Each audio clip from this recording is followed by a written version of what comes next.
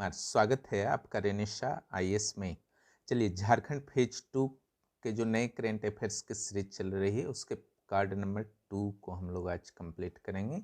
Card number 2 को video शुरू करने से पहले आपको रेनिशा आईएएस में चल रहे विविध क्लासों की एक संक्षिप्त जानकारी दे देता हूँ। यहाँ पर जेपीएससी पीटी और मेंस के क्लासेस निरंतर चल रहे हैं, कभी बंद होते ही नहीं हैं, है ना। और मेंस के निरंतर आंसर राइटिंग प्रैक्टिस भी रेगुलर चला करते हैं। सीडीपीओ जेपीएससी के द्वारा जो जारी किया गया था उसके प्रीलिम्स के क्लासेस शुरू हो चुके हैं। मेंस के क्लासेस बहुत जल्द शुरू होंगे सीडीपीओ के। और जहाँ तक आईएएस और बीपीएससी की बात है तो आईएएस में थोड़ा सा समय है, लेकिन 17th बीपीएससी से आपको प्री और मेंस के क्लासेस भी रेनिशा आईएएस पर मिलना शुरू हो जाएंगे। और जो एक क्लास चला करते हैं यहाँ पर जेएसएससी का जीएस सेक्शन का, जो पेपर 3 के रूप में आप लोग जानते हैं, चाहे सीजीएल हो या कोई अन्य एग्जाम हो, टीचर हो, सबका सारे का सेम सिलेबस है। किसी भी प्रोग्राम से आप जुड़ना चाहते हैं तो 9661163344 पर मैसेज कर सकते हैं। आवश्यक प्रक्रियाओं को पूर्ण करने के बाद आपको वहाँ पर एडमिशन प्रदान कर दिया जाएगा। और वैकेंसी की स्थिति पर बहुत ज़्यादा टेंशन नहीं लेना है। साइट्स को देखते रहिए, जेएसएससी, जेपीएससी। अपने आप को डिस्टर्ब नहीं कीजिए कि सीजीएल कब होगा, वैकेंसी सीडीपीओ या जेपीएससी की कब आएगी। अपने स्टडी को कंप्लीट कीजिए। सिलेबस काफ़ी बड़ा है, चाहे कोई भी एग्ज़ाम हो, आजकल सिलेबस काफ़ी विशाल होते हैं, इसलिए सिलेबस को कंप्लीट कीजिए। अगर वो ऑप्शंस आपके ओनली वन है, झारखंड में ही सर्विस करना है, तो फिर कोई सॉल्व नहीं है। बीच में स्टडी को रोक करके इधर उधर के न्यूज में डिस्टर्ब होकर के कुछ मिलने वाला नहीं है। बुद्धिमानी से निर्णय लीजिए, क्योंकि कंपटीशन बहुत कड़ा है। जो आप आस पड़ोस के अपने दोस्तों को देखते होंगे कि उनसे अच्छा मैं हूँ, ऐसे कॉन्फिडेंस को मत लाइए, क्योंकि कुछ अननोन 5 से 10 हज़ार कैंडिडेट होते हैं जो वास्तव में लगातार स्टडी करते रहते हैं। उन्हीं के साथ आपका कंपटीशन है, इसलिए अपनी मेहनत को लगातार जारी रखिए। और झारखंड करेंट अफेयर्स हमारी ओर से प्रयास है कि आपको किसी भी तरह की बुक्स पढ़ने की ज़रूरत नहीं पड़े। यह रेगुलर चलते रहेंगे, आप लोग निश्चिंत रहें। इसे कॉपी में नोट डाउन कीजिए, डायरेक्ट पढ़िए मत, स्क्रीनशॉट लेकर के भी मत पढ़िए, कोई लाभ होने वाला नहीं है। कॉपी जब तक आप मेहनत नहीं करेंगे लाभ नहीं होगा। चलिए हम लोग शुरू करते हैं। 2021-22 के बजट से एक दो योजनाओं के बारे में। यहाँ पर बजट जो था आपका 2021-22 का, वो 91,000 समथिंग करोड़ रुपए का था, लेकिन ये आपके लिए इम्पोर्टेंट नहीं है, वो मैटर नहीं है, ठीक है। मैटर आपके लिए जो इम्पोर्टेंट है, गुरुजी किचन योजना और की शुरुआत की गई थी 2021-22 के बजट से। क्लियर? कौन सा किचन योजना था? गुरुजी। गुरुजी किनको कहा जाता है झारखंड में, आपको पता ही होगा। तो यह योजना आपका एक इम्पोर्टेंट है। दूसरा, गिरिडीह को सोलर सिटी के रूप में डेवलप किया जाएगा, यह है आपका दूसरा। और ये दोनों किस बजट में आए थे? 2021-22 में आए थे। लेकिन सोलर सिटी अभी तक गिरिडीह नहीं बन पाया है, दुख की बात है। लेकिन भारत का अगर पहला सोलर सिटी देखा जाए तो हाल ही में आपका करेंट अफेयर्स में आया था, एमपी का सांची शहर भारत का पहला सोलर सिटी के रूप में विकसित हो चुका है। एक बहुत ही इंपॉर्टेंट फैक्ट है, दूसरा number, interchange programme. Shyama Prasad Mukherjee geological park सूरत और जो झारखंड में है भगवान बिरसा जैविक उद्यान और मांझी, इसके बीच आप समझ सकते हैं कि एग्रीमेंट की तरह हुए हैं, ठीक है। इसके तहत एक्सचेंज प्रोग्राम एक होना है, जिसके तहत श्यामा प्रसाद मुखर्जी जियोलॉजिकल पार्क सूरत से नैना, जो एक हिप्पोपोटामस है नैना, उसको कहाँ भेजा जाएगा? भगवान बिरसा मुंडा जैविक उद्यान उरमांझी में भेजा जाएगा। बदले में ये क्या देने वाला है झारखंड का उरमांझी का जैविक उद्यान? तो यह एक नर भालू मंगरा को कहाँ भेजेगा? श्यामा प्रसाद जूलॉजिकल पार्क सूरत गुजरात में है और मांझी रांची के समीप है। चलिए दूसरे पॉइंट, ये बहुत ही इंपॉर्टेंट है आपका। वर्षा खोलको देहरादून की 140th जूनियर नेशनल तीरंदाजी प्रतियोगिता में इनको गोल्ड मिला है। क्लियर। देखिए सारे स्पोर्ट्स, सारे नियुक्तियां के भी कलेक्शन आने वाले समय में आपको मिल जाएंगे। फिलहाल जो ये कलेक्शन है, एक एक पॉइंट जो है बहुत इंपॉर्टेंट आपके एग्जाम के लिए है, यहाँ पर मेहनत आपको करना है, इसका ध्यान रखेंगे।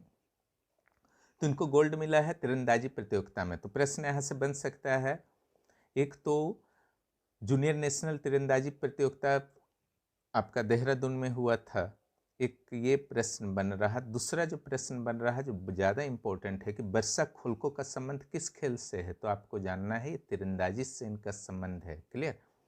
नेक्स्ट हम लोग आते हैं 11th सब जूनियर महिला हॉकी चैंपियनशिप का आयोजन कहाँ हुआ था। सब जूनियर महिला हॉकी चैंपियनशिप ये आपका सिमडेगा में हुआ था। नेक्स्ट मार्च 2021 को झारखंड सरकार के द्वारा पढ़ना लिखना अभियान की शुरुआत की गई थी। कब? मार्च 2021 को। और इसका उद्देश्य क्या था? 2 लाख लोगों को शिक्षा प्रदान करना था। इस एक अभियान था, योजना नहीं था, अभियान था जो लिमिटेड टाइम्स के लिए चलते हैं। हाँ, आप लोग 1040 रेजुलेशन में देखिएगा या 720 में, चूँकि हैंड रिटेन है तो थोड़ी समस्या आ सकती है, थोड़ा सा मैनेज कीजिए, लेकिन मटेरियल बहुत हाई क्वालिटी के हैं, इसका लाभ जरूर उठाइए, है ना। नेक्स्ट जो हमारा अगला फैक्ट है, पढ़ना लिखना अभियान हो गए, है ना, और वर्षा खोलको के बारे में आपने जाना, और सिमडेगा में 11th सब जूनियर महिला हॉकी चैंपियनशिप का आयोजन के बारे में आपने जाना। सारे इंपॉर्टेंट हैं अभी तक। और 500 करोड़ की software company Bubble AI artificial intelligence, AI for artificial intelligence, Jamshedpur के 2 भाइयों अंकित और राहुल के द्वारा बनाया गया है। क्लियर। 500 करोड़ की यह कंपनी हो चुकी है, एक बहुत बेहतर स्टार्टअप है। नेक्स्ट संथाली साहित्य अकादमी पुरस्कार 2020, नए वाले भी आ जाएंगे, नए आगे आने वाले कार्ड्स में, है ना। जो ये आपके पुराने वाले हैं, पुराने तो नहीं है, इसे मैं नए में ही शामिल कर रहा हूँ। 2020 का संथाली साहित्य अकादमी पुरस्कार बहुत इम्पोर्टेंट है, 21-22 का भी इम्पोर्टेंट है, और ये भी इम्पोर्टेंट है, अच्छी तरीके से याद कीजिएगा। सारे का कलेक्शन भी आगे मिलने वाला है, पुरस्कार का एक साथ कलेक्ट कर दिया गया है। नेक्स्ट जो है रूपचंद हांसदा को दिया गया है संथाली साहित्य अकादमी पुरस्कार 2020। किनको मिला है? रूपचंद हांसदा को। अब यहाँ से यह प्रश्न पूछ सकता है कि रूपचंद हांसदा कहाँ के हैं, तो ये झारखंड के नहीं हैं, ये हैं वेस्ट बंगाल के। आपको जैसा कि पता है वेस्ट बंगाल में भी संथाल ट्राइब्स की अच्छी खासी जनसंख्या पाई जाती है, खास करके झारखंड से सीमा से लगे हुए जिलों में, है ना, चाहे वो संथाल परगना से लगे हुए ज़िले हों या कोल्हान से लगे हुए ज़िले हों। तो इन ज़िलों में आपका बंगाल में भी संथाली जनसंख्या अच्छी खासी है, पुरुलिया तो आपका बेल्ट ही है। नेक्स्ट 2021-22 में पूरे राज्य में 4000 अंबेडकर आवास बनाए गए। क्लियर। हालांकि ये उतना इम्पोर्टेंट नहीं है। नेक्स्ट बिरसा जैविक उद्यान और मांझी से एक नर और एक मादा भालू को यूपी के शहीद अशफाकुल्लाह खान प्राणी उद्यान गोरखपुर भेजा गया। ठीक है, भालू देखिए वहाँ पर भी भेजा गया था, श्यामा प्रसाद मुखर्जी सूरत में भी भेजा गया था, और यहाँ पर जो है आपका अशफाकुल्लाह जो स्वतंत्रता सेनानी और क्रांतिकारी थे भारत के, अशफाक उन्हीं के नाम पर है, अशफाकुल्लाह खान प्राणी उद्यान गोरखपुर।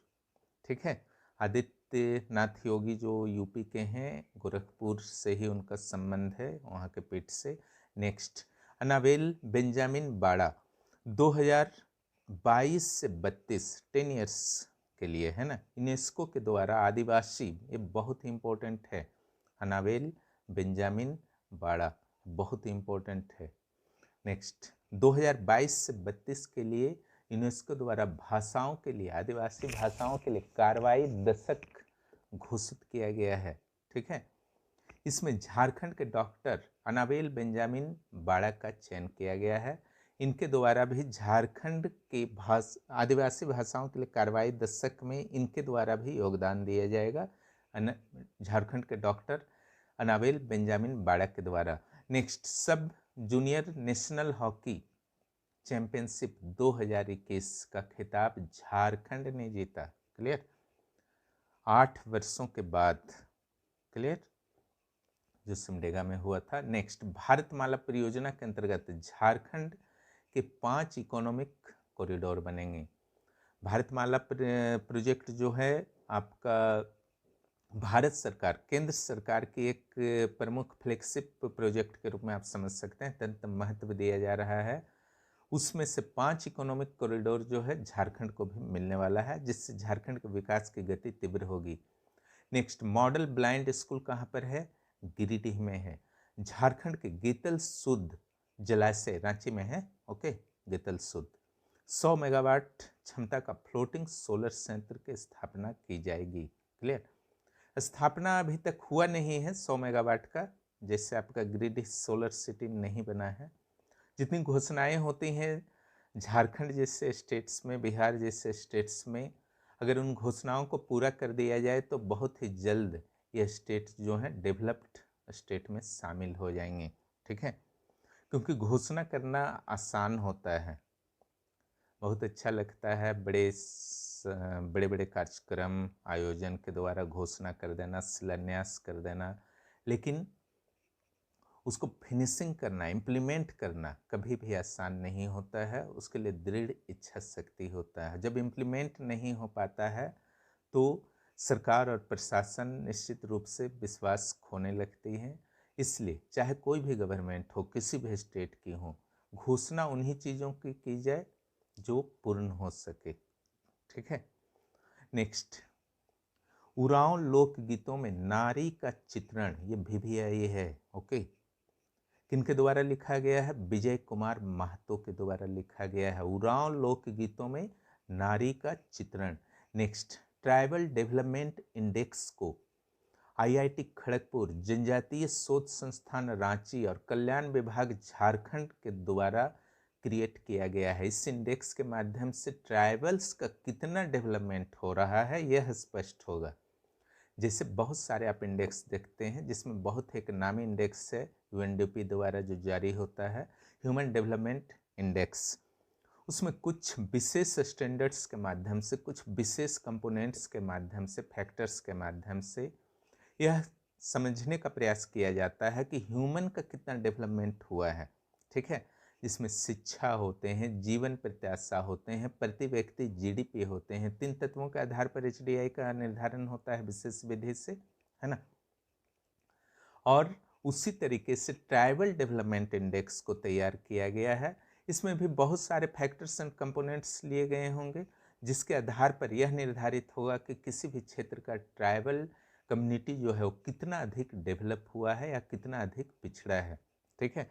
एक बहुत ही अच्छा प्रयास है जनजातीय शोध संस्थान ट्राइबल रिसर्च इंस्टीट्यूट रांची के द्वारा, जिसमें सहयोग किया गया है कल्याण विभाग झारखंड के द्वारा, IIT खड़गपुर के द्वारा। नेक्स्ट, CM जनवन योजना बहुत इंपॉर्टेंट है। जनवन योजना के तहत 2021-22 में 300 एकड़ भूमि पर पौधारोपण किया जाएगा, कर दिया गया है ना? अब कितना किया गया है उसके बारे में रिपोर्ट्स नहीं आए हैं। ठीक है?